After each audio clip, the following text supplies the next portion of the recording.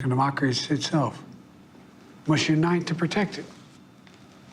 You know, in recent weeks, it's become clear to me that I need to unite my party in this critical endeavor. I believe my record as president, my leadership in the world, my vision for America's future, all merited a second term. But nothing can come in the way of saving our democracy. That includes personal ambition. So I've decided the best way forward is to pass the torch to a new generation.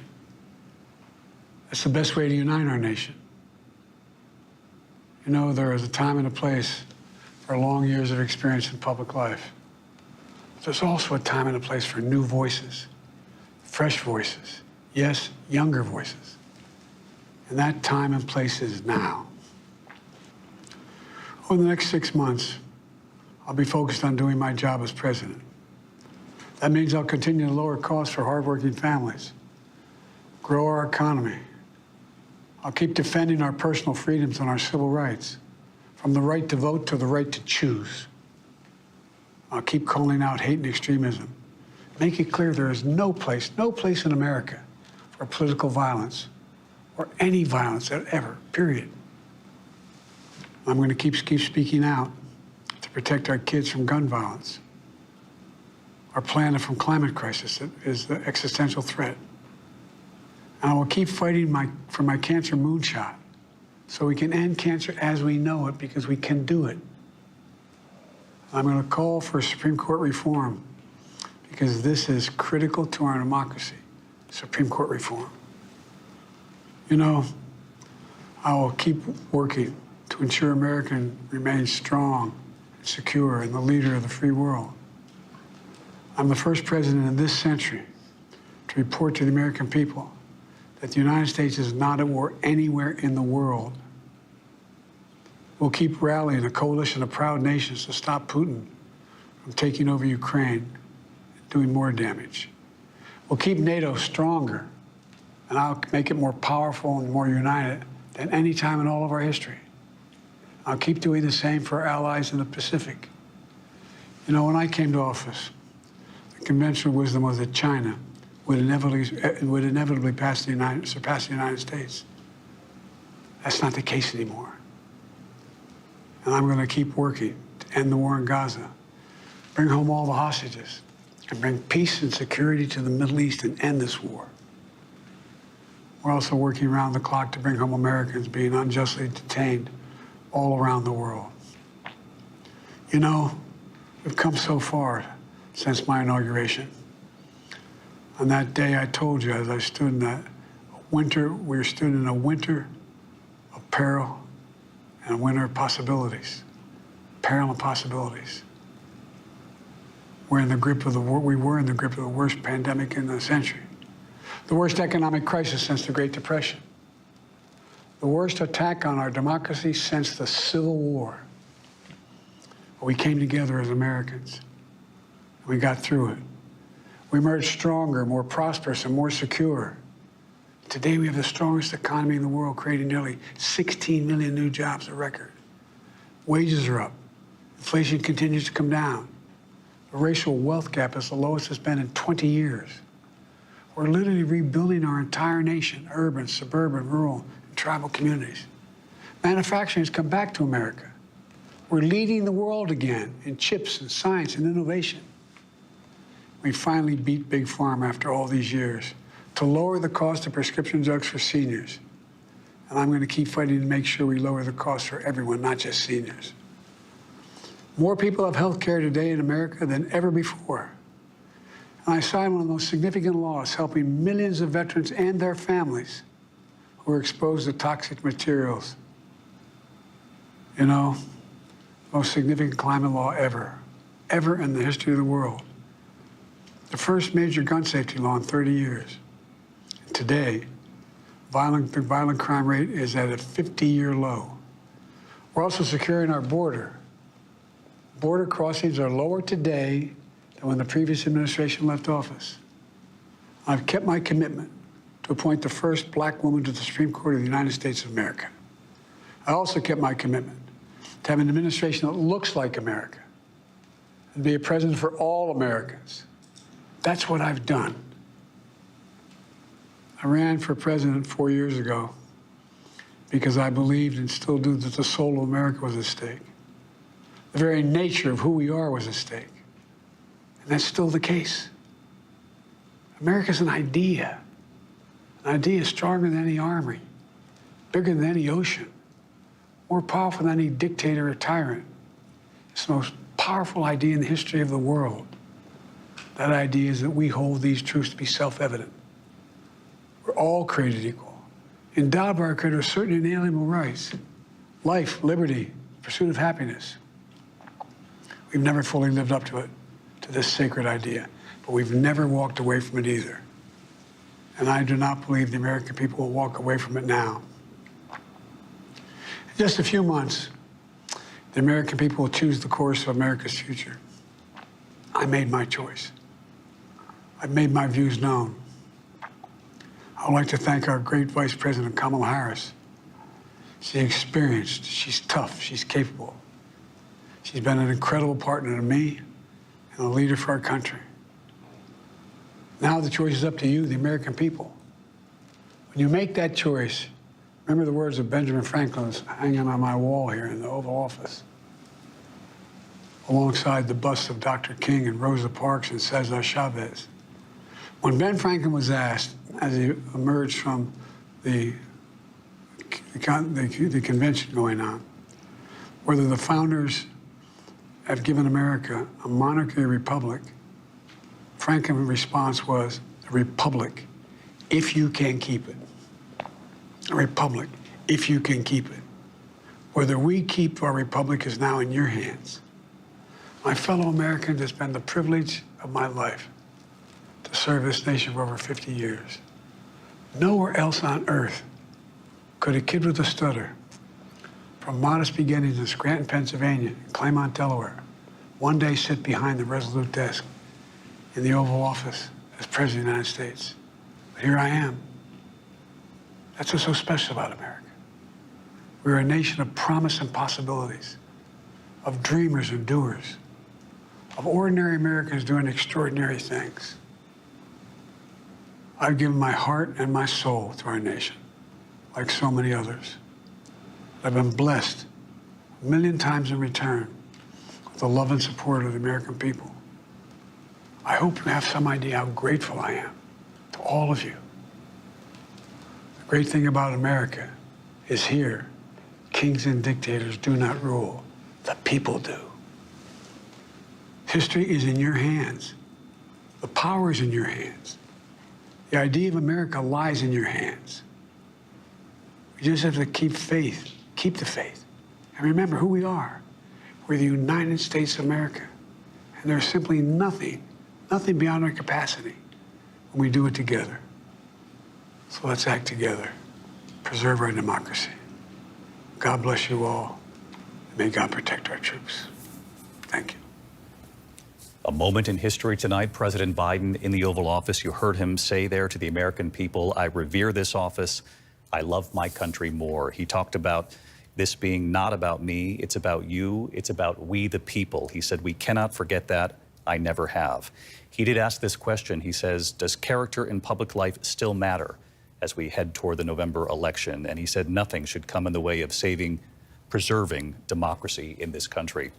We do have our entire Powerhouse political team here tonight. Let's get right to ABC's chief White House correspondent, Mary Bruce. And Mary, you had reported that this was a deeply personal decision. It was closely held, a very small group with him, including his wife, the First Lady, Jill Biden, that he began to come to this decision Saturday night. Then on Sunday made it official, calling the vice president, informing her of his plan to step aside in the race, then informing his immediate team, then just 1 minute later sending out that statement to the nation, my fellow Americans, it started. But tonight, Mary, he explained what he believes are the stakes in this election, and he argued for himself that in the end, President Biden believes that what is at stake here is actually larger than any title, larger than even staying in the race himself. David, the president saying he has given his heart and his soul to this country, and he is doing that again by deciding to step out of this race. Listening to that speech, it felt very much like Joe Biden's love letter to the country that he has devoted his life and his career to serving, protecting, and defending. And you heard him say nothing can get in the way of saving our democracy, including personal ambition. You know, when he decided to run back in 2020, he did it promising to be a bridge, a transitional candidate to the next generation. But when he announced his reelection, he said he had to finish the job. Tonight, he is making it clear that finishing the job means he needs to pass on the torch. He needs to pass the baton and help Kamala Harris now win the White House, saying now is the time for the next generation. He is also, of course, making it clear his work is not done here. He has 6 more months left in office. He wants to use that time to help cement his legacy. But, David, the thing that Joe Biden will likely be most remembered for is this very moment. The way in which he is exiting this race. He did it in many ways to preserve his legacy, but David, it will likely be the thing that ends up defining it. Well, Mary, I wanted to read you a statement moments ago that came in some color, in fact, if you will, from inside the White House. Someone inside this circle, the close circle, who has spent time with the president and the family over the last few days, the Biden family, telling ABC News tonight that the only thing I can say is, contrary to the reports I've heard, there is no anger, no remorse with the Biden family. There is only a deep sense of pride and an enormous amount of gratitude and appreciation for the overwhelming recognition of Biden as a true patriot and historic defender of democracy. And David, I think that is a sentiment that is shared not only by the family, but also by the staff here at the White House. I can tell you that right now, there are about 500 members of the president's staff, people who have devoted so much time and energy to this administration and his fight for what the country can stand for. They are now right now huddled in the state dining room, in the East Room, watching these remarks all together, witnessing this history together, David. No question, a difficult and challenging night for that team that has worked so closely with the president and even the Biden family themselves, having been able to get used to this decision over the evolution Saturday, Sunday, into early this week. It still must be profound to have watched Jill watch her husband and the rest of the family watch their father, their grandfather deliver the news in that way tonight. Mary, thank you. Stay with us here. I know our coverage is going to continue. Mary's going to be back in just a moment, but I do want to bring in our chief Washington correspondent, Jonathan Karl. John, it's really impossible to overstate here how wrenching this decision must have been. You know, this is a president who for weeks, we saw it, we reported it here. He was determined to stay in this race, even under growing pressure to step down from the campaign from some of the very Democratic leaders who were his partners in getting elected in 2020. What have you learned about what the turning point was for President Biden in eventually making this decision? Well, and David, you know, you could hear it in what he said tonight. He believed that his record merited a second term. He did not want to make this decision. This was a decision that he was very much forced to make. He did it. There was nothing in that speech that suggested that he didn't believe that he could serve another 4 years. Nothing that suggested that his health would have gotten in the way. He said he did it because of party unity. The party needed to be unified. So in answer to your question, a critical moment in all of this, there are many critical moments, but perhaps most was a week ago Saturday when Chuck Schumer, the Senate leader, of course, remember, Joe Biden is a man of the Senate. He spent most of his life serving in the Senate. So when the Democratic leader of the Senate went to see him at Rehoboth Beach, and as we first reported, urged him to take this step in the name for his own good, for the good of his party, for the good of his country. I'm told that at the end of that meeting, Biden said to Schumer, "I need another week." And the two men hugged and went on. So it was exactly a week after that moment that Biden began the process of making that decision you heard Mary Bruce describe, of deciding to get out of this race, a decision he very much did not want to make. And John, those deeply personal words near the top of what he said the defense of democracy, which is at stake, I think is more important than any title. Yeah, and he made the point, he used the phrase inflection point, that we're at an inflection point in our country where the decisions we make now, the things we do now, will impact the course of history for many years to come. I think that's almost certainly correct. But in terms of Biden's legacy, the question will be what happens now?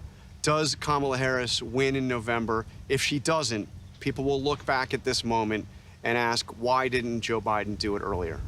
That would be the case, certainly, come November if they do not win in this election. John Carl, I know you're staying with us over the course of the hour as well. I wanted to also bring in ABC's Rachel Scott, covering the campaign trail, both the Biden campaign and the Trump campaign. And Rachel, obviously, as you heard John and Mary say there, this is going to be a legacy-defining moment for President Biden. He's thrown his full support in recent days and again tonight in front of the American people behind his Vice President, Kamala Harris.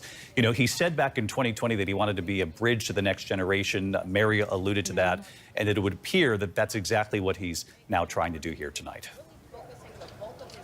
Tonight, President Biden is that bridge to the next generation. He said tonight that it was time to pass the torch. He called it the best way to unite the nation. The president put it very bluntly. He said that there's a time and place for long careers, decades in politics, and that there's a time and place for fresh voices, fresh faces. And he said that time and place is right now. You know, David, as the president was speaking, I thought back to how President Biden once introduced Kamala Harris to the nation, saying that he was thinking about all the brown and black little girls out there that was seeing a black and South Asian woman in a new way, a way that they may have not ever seen before. Tonight, Kamala Harris, the presumptive Democratic nominee, becomes the first black and South Asian woman on a major party ticket, David. Rachel Scott with us here tonight for our coverage as well. Rachel, we'll see you shortly. With President Biden's decision on Sunday, it was nothing short of a political earthquake. The presidential race immediately upended.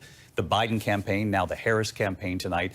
Two new national polls showing the race tightening already. The Reuters Ipsos poll actually has Vice President Harris leading Donald Trump by 2 points. Another new poll out tonight showing Donald Trump's national lead shrinking. Kamala Harris getting closer to Trump in that poll. Obviously, this is all still very early, and it will all come down to the battleground states. So Mary Bruce tonight on how this race has changed and quickly.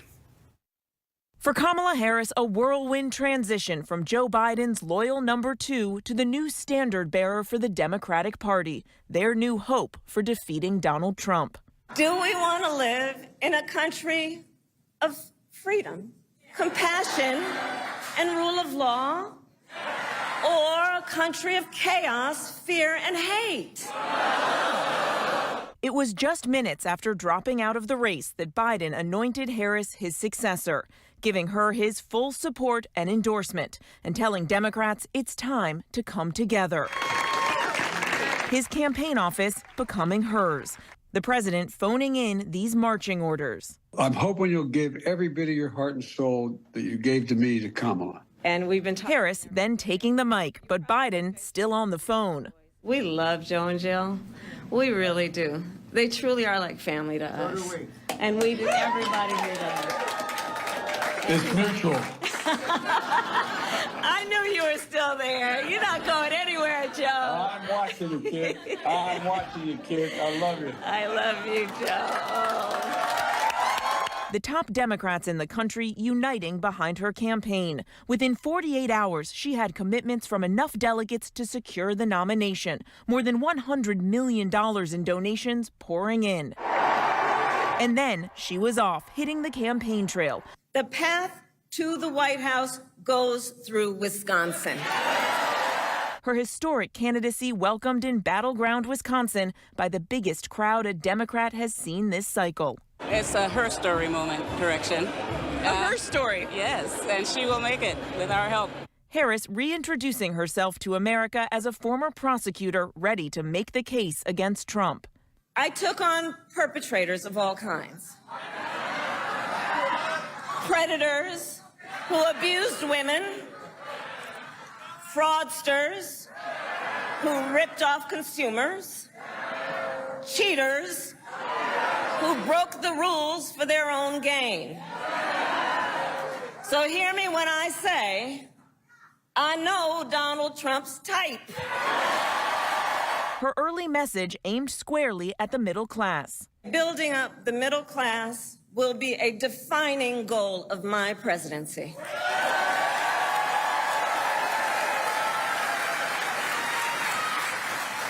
Because here's the thing we all here, Wisconsin, know. When our middle class is strong, America is strong. As vice president, Harris has been the administration's leading voice on an issue Democrats are counting on to energize voters in November, abortion. Now at the top of the ticket, she's doubling down. Donald Trump, the former president, handpicked 3 members of the United States Supreme Court. because he intended for them to overturn Roe v. Wade. Well, let me tell you something. When I am president of the United States,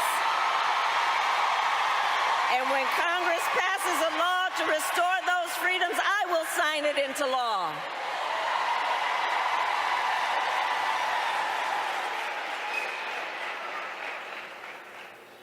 We are not playing around.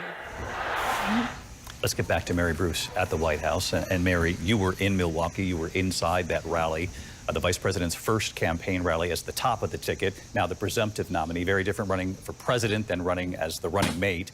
Can you describe for the audience tonight what you witnessed in that room, any evolution you might have witnessed in the vice president?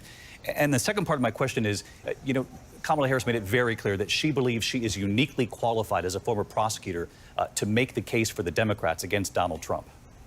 Yeah, David, she is in many ways now reintroducing herself to the American people. As you mentioned, you know, they know her as vice president, as a running mate, but as the top of a ticket, that is a very different role. And you felt that in that room yesterday. The energy, the enthusiasm was palpable, and she also seemed different. She is trying to lean into this, obviously, in a different way. She is leaning into that history and experience of hers, reminding everyone that, yes, she was the former Attorney General of California, and she believes that she is uniquely qualified to prosecute the case against Trump. She's also going to have to reintroduce herself personally to the American people. I can tell you so many voters I talked to there yesterday, especially women, were extremely excited at the prospect of having a woman finally in the White House. But David, we are going to have to watch closely over the coming weeks and days to see how she distinguishes herself, how she may distance herself from the president. She has inherited his campaign, but so far the only real big difference is the messenger and how that message is being delivered. Before I move on to this, all this talk about running mates, obviously everyone's reading the tea leaves out there. I wanted to ask you, Mary, about something you were telling us just a moment ago while that piece was playing on the air. You actually, at the end of the Oval Office address, thought you had heard applause coming from the White House. David, you might be able to hear it right now. Behind me, massive applause and cheering from what I gather are those hundreds of staffers who were watching that address in the residence right now. And we heard what I know now is the president's voice saying, hello, hello, hello, as he walked into that space. He is now greeting his staff who love him very dearly, as you may be able to hear behind me. Watching very closely each and every word in that Oval Office tonight. Mary, thank you. As I mentioned, the speculation is growing over Vice President Harris's short list of potential running mates. Arizona Senator Mark Kelly, of course, a retired astronaut, a veteran, and married to former Congresswoman Gabby Giffords. And Pennsylvania Governor Josh Shapiro, very popular in his home state, a key battleground, of course, Pennsylvania. You need to win the White House. Both are believed to be among the early favorites here. So tonight, Jonathan Karl is back with what we've learned so far about the potential contenders for running mate. Now that she has the support of enough delegates to lock up the Democratic nomination, Kamala Harris has her first big decision to make, and she has to make it quickly, choosing a running mate. Vetting of potential candidates has already begun. Sources briefed on the process say there are at least 4 elected Democrats under consideration, including Josh Shapiro, the popular governor of must-win Pennsylvania, Arizona Senator Mark Kelly, an astronaut and husband of former Congresswoman Gabby Giffords, who survived an assassination attempt in 2011, Kentucky Governor Andy Beshear, a moderate and a rare Democratic governor in a red state, and North Carolina Governor Roy Cooper, a moderate who has known Harris for some 20 years, going back to when she was the Attorney General of California and he was the AG of North Carolina. North Carolina is in play. Donald Trump is obviously worried because he's coming to Charlotte today because he wants to try and shore up North Carolina. And I believe that we can win this state for Kamala Harris. Today, Governor Shapiro reminded voters of just how important his state will be in November. The road to the White House leads through Pennsylvania.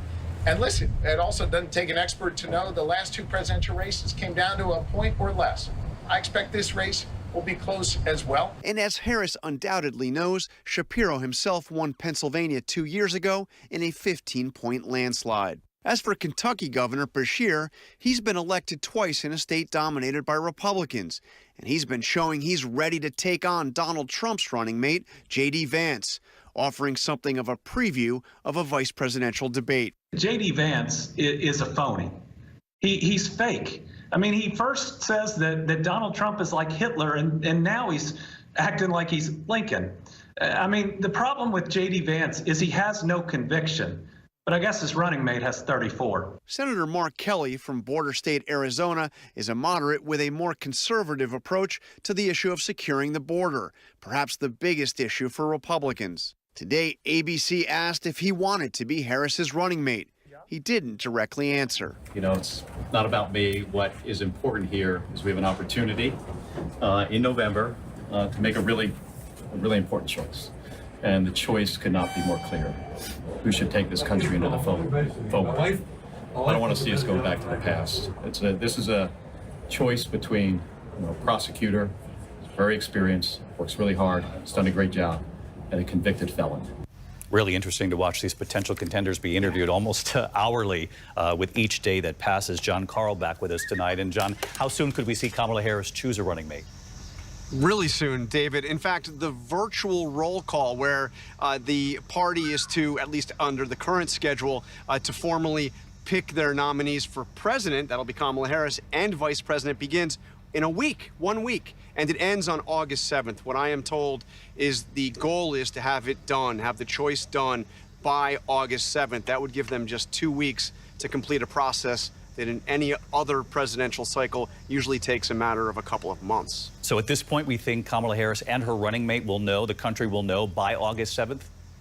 That's the plan right now, David, but we've never seen a running mate chosen on such a short timeline. And John, I don't want to put you on the spot. You listed a number of potential contenders there. What are your sources telling you about who they might be leaning toward on that list? I think that those four are at the top of the list. There are other names that certainly are being looked at, but Josh Shapiro, the governor of Pennsylvania, gives Kamala Harris the possibility, if the research, which undoubtedly they're doing right now, shows to win the state of Pennsylvania, if they think they can win Pennsylvania with Josh Shapiro, I think that puts him right near the top of that list. And you could say the same about Roy Cooper in North Carolina, another very key state. But I think all four of those names mentioned, are very much, very actively under consideration. All right. Jon Karl with us again tonight. John, I'll likely ask you the same question again tomorrow night on World News. I'll see you then. In the meantime, I want to bring in the former head of the DNC, ABC News contributor Donna Brazile with me here tonight. And Donna, we all know, we're all students of history here. LBJ, March 1968, telling the nation that he would not seek a re-election. But this was different. Obviously, this is much closer to Election Day, hearing this message from the Oval Office and President Biden. And in deeply personal terms tonight, in modern American politics, have you ever seen anything like this? No, I haven't, David. And look, I've been a student of American politics since I was 9 years old when I worked on my first campaign to get a playground in my neighborhood back in Kenner, Louisiana. It's an emotional night for me, David, for obvious reasons. Joe Biden has been one of those leaders in our country that have taken so many people over the bridge. His entire history in public service has been one of commitment to freedom and democracy and justice. And so for many of us, and those of us who have known Joe Biden for years, I've known him for 37 years, this sacrifice, this ultimate sacrifice of giving up power. I asked one of my friends, I said, have you ever seen a man give his power, give the torch to a woman and his bank chest? I mean, that's unusual. But this is because Joe Biden has been an unusual type of president. You talk about Lyndon Johnson. You talk about the signing of the Civil Rights Act, the Voting Rights Act, the Fair Housing Act, the Head Start program. And you talk about Joe Biden with building back a country that was on the brink. So this is an amazing moment. I know we have a tight timeline, but the thing the president said tonight, he talked about the joy he has in public service. I am so grateful that I know such a human being who puts his country ahead of his party and who will pass this torch to a tremendous proven leader. Kamala Harris is ready. She was ready on day one, and Joe Biden, when he selected her almost 4 years ago in August, he knew he wanted somebody to be prepared for this moment. She will meet the moment, and I'm so proud to have known Joe Biden as a leader, as a fighter, and I'm going to help him over the next 6 months. In watching this Oval Office address closely, Donna, I took note that this didn't seem to be a campaign speech tonight. This was not a rally. This was really, it seemed, a moment for the president to define his decision in his own terms, to explain why he believes the stakes are so great, this moment for democracy. He argued that's why he stepped aside in this race, that this was larger than any title, than than himself, essentially, is what he came down to. And what do you make of this ABC News reporting at this hour that the characterization of the Biden family these last couple of days, a source saying that's not exactly the true reflection of how they feel tonight, that tonight they are, gratitude is the word for so many people in this country pointing to Joe Biden now and calling him a patriot who stepped in when democracy needed it? What a beautiful family. His sister, I talked to his sister. I stay in touch with the family. I stay in touch with Dr. Biden. They're really a remarkable resource of joy. They're fighters, too. I love their spirit. And when the president was getting just this hit and that hit, the family stayed close. And, you know, they just kept the faith. This is a wonderful, wonderful, phenomenal human being. And I'm so glad that I've known him, and I'm going to help him. But more importantly, what you saw tonight, and I hope every American, especially the young people today, I hope they can find joy in seeing what a real, true public servant is all about. He put his country first. He said, I want to do this for the country. Donna Brazile with us tonight as well. Donna, thank you. We're getting Republican reaction tonight here as well. In fact, former President Donald Trump was back on the campaign trail tonight, holding a rally in Charlotte, North Carolina. Trump has been attacking President Biden over his decision to withdraw from the race, and he has now turned his attacks to Vice President Kamala Harris. Here again on that, Rachel Scott tonight. With the eyes of the world on the White House, tonight in North Carolina, Donald Trump plowing ahead with his campaign, taking the stage for the first time since Sunday's political earthquake. President Biden out of the race. Vice President Kamala Harris, now Trump's new opponent. Kamala Harris is unfit to lead. She's unfit to lead. She'll destroy our country in a year. Trump, who spent years attacking Biden, now quickly trying to recalibrate to focus on Harris, zeroing in on her role in the administration. Harris tasked with addressing the root causes of migration at the southern border. With all of the things they've done wrong, everything, the borders are. When you look at how bad they are, you say, you know, I like Trump, but now I really like Trump because we don't want to go back.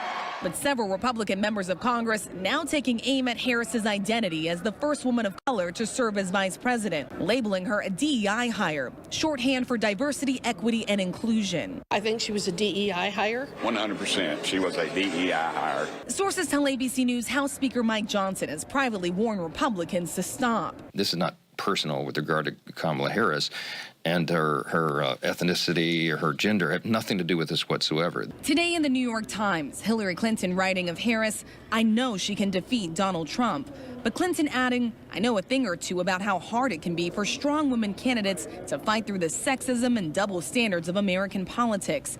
Noting Harris will face unique additional challenges as the first Black and South Asian woman to be at the top of a major party's ticket. And on social media, Clinton showing this 2021 clip of Trump's running mate, Senator J.D. Vance, disparaging Harris for not having children. We're effectively run in this country via the Democrats, via our corporate oligarchs, by a bunch of childless cat ladies who are miserable at their own lives and the choices that they've made, and so they want to make the rest of the country miserable too. And it's just a basic fact. You look at Kamala Harris, Pete Buttigieg, AOC, the entire future of the Democrats is controlled by people without children. Hillary Clinton's reaction, what a normal, relatable guy who certainly doesn't hate women having freedoms. But here in North Carolina, Trump supporters we spoke to say they're worried about the new excitement Harris could bring to the race. Do you think it could be more of a challenge for Trump that Harris is on the ticket? I do. Yeah, I do. I think Harris will. Like I say, I think she'll bring new life into the party for the Democrats. And looking at, you know, the last couple of weeks or couple of months especially, how everything's gone haywire, you know, they're going to try to find unity in it. And I think that she'll, you know, give them that lift. Really interesting to hear from Democrats and Republicans that they believe that Kamala Harris, whether you're going to support her or not, is injecting new energy into this race. Rachel, I wanted to ask you about something that just came out moments ago, this image. I know you're read in on this. Apparently Donald Trump watching President Biden in the Oval Office a short time ago. And what are you learning? Yeah, David, the former president wrapped up his rally here in North Carolina just minutes before President Biden gave this Oval Office address. And the former president then got on his plane, and these pictures floating around from his own campaign advisors of the former president watching President Biden give this speech from the White House. Even though President Biden is not even in the race anymore, it is clear that he has been top of mind for Donald Trump. For the last few days, even though Biden has been out of the race, Trump has been railing and attacking President Biden. He has spent the last 600 days focused on this rematch with President Biden. And now, of course, he's trying to readjust and focus on Vice President Kamala Harris. That is proving to be a little bit of a challenge, David. Well, talk to us a little bit about that, because today was the first time we actually saw Donald Trump since Kamala Harris became his true opponent here, now at the top of the ticket. And he had said earlier this week on a call with reporters that, now we've got to start all over, essentially, visibly frustrated that Joe Biden had stepped down from the race. Visibly frustrated. He's been airing out his grievances about President Biden stepping aside in this race, essentially saying that, in his own words, that he has to start all over again now with a new rival that he has to figure out a way to attack. Look, Donald Trump wanted it to be President Biden, especially given all of the questions about his mental fitness and his age coming off of that debate where they believe that the president performed very poorly in that debate. And so now they're trying to switch gears and try and test out new lines against Vice President Kamala Harris. We know that this is something that the campaign had been bracing for a number of weeks now, clearly picking up on the cues and the growing pressure on President Biden to step aside. But this is now their reality, and they're drilling in and trying to figure out their new attack on Vice President Kamala Harris, David. Rachel Scott with us here again tonight. Rachel, thank you. Of course, the next president will face a number of world conflicts, including the Israel-Hamas war, the president urging a ceasefire in Gaza, and the return of all hostages. Of course, President Biden, Vice President Harris, and Donald Trump, all three of them are expected to have meetings with Israeli Prime Minister Benjamin Netanyahu while he's here in the U.S. He addressed that joint meeting of Congress today in Washington. Protests on the outside in Washington, a warm welcome inside. Let's bring in our Chief Global Affairs Correspondent, Martha Raddatz, co-anchor of This Week. And Martha, the next president also inherits not only the issues here at home, the economy, immigration, abortion rights, but these conflicts, Israel, Gaza, Russia, and Ukraine, and of course, rising concern over China. Exactly, David. In fact, today, for what we believe is the first time, U.S. jets, NORAD jets, intercepted Chinese bombers and 2 Russian bombers off the coast of Alaska. As far as we know, that has not happened in recent times. That was just off the coast of Alaska, about a 150-mile area on that coastline. So that is something that President Biden has certainly been briefed on. But what he really has to do in these coming months is concentrate solely on being president, because it can be a very vulnerable time if you are, in fact, a lame duck president. The world will be watching. Our adversaries will be watching. He also wants badly for that Gaza war to end and for the hostages to return home. Benjamin Netanyahu did not mention a ceasefire today, but we know that negotiations are doing fairly well. They believe they may be in the closing stages of that, according to a U.S. official. Sadly, we have heard that before, and it hasn't happened, but we have had many hostages released. David? Martha Raddatz with us tonight as well. Thank you, Martha, as always. When we come back on this ABC News special report tonight, Terry Moran is standing by on the state of this race tonight. The new polls, the new national polls just out in the last 24 hours. Where does this race now stand between Donald Trump and Kamala Harris? The numbers have been eye-opening. We're also going to hear from Reince Priebus tonight. He was the former chief of staff to Donald Trump, former head of the RNC, on what the Republican Party, what Republican leaders are saying behind closed doors tonight. What do they make of the new polls? Do they think Kamala Harris is a formidable candidate? We'll hear from the Republican side and the state of this race, these new numbers, in just a moment. Stay tuned.